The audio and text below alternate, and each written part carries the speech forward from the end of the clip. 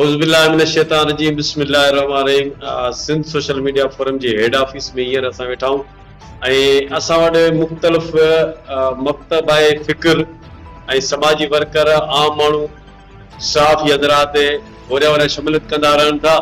अॼु असांजी ऑफिस में बाज़ाब्ता तौर मेंबरशिप कई आहे मुज़फ़र अली भुट्टो, जेको नौजवान आहे। हिन मुख़्तलिफ़ समाजी वर्किंग जे हिसाब सां समाजी कमनि में हिसो बि वरितो आहे। अचो त हुन खां पुछंदासीं त कीअं ख़्यालु थियो त सिंध सोशल मीडिया फोरम जो हिसो बणिजो। जी मुज़फ़र, तव्हांखे वेलकम था कयूं। कीअं लॻी तव्हांखे ऑफिस विज़िट कई ऐं फोरम में छाजे करे तव्हां शमूलियत कई आहे? ईअं त मां सभिनी पहिरां शायदि भाई तव्हांजी वॾी महिरबानी, तव्हां असांखे रिस्पॉन्स ॾिनो, तव्हां पंहिंजी ऑफिस में असांखे घुरायो।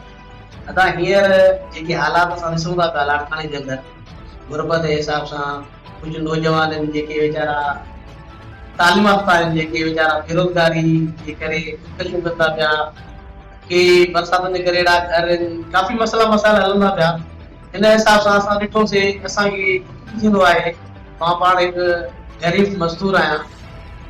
असांजो शौक़ु इहो पहिरियां बि हुयो, कुझु तंज़ीम सां हलियासीं बि, हिन वक़्तु बि असांजो इहो ई शौक़ु आहे, दिली शौक़ु आहे असांजो त काथे बि को हिकु नाजाइज़ी थिए थी, काथे बि को मसइलो मसाइल आहे त असां उते बीही करे उनजो मसइलो हल कयूं।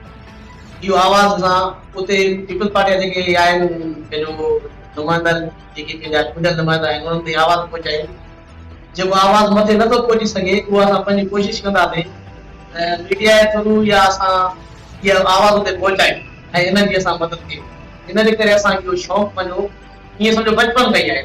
माशाअल्लाह, हींअर तव्हां सिंध सोशल मीडिया फोरम ते केतिरो कमु करण जी सघ रखो था? छा कंदो था हुनजे फोरम जे लिहाज़ खां, मेंबरशिप जे लिहाज़ खां केतिरी एक्टिविटी कंदो तव्हां?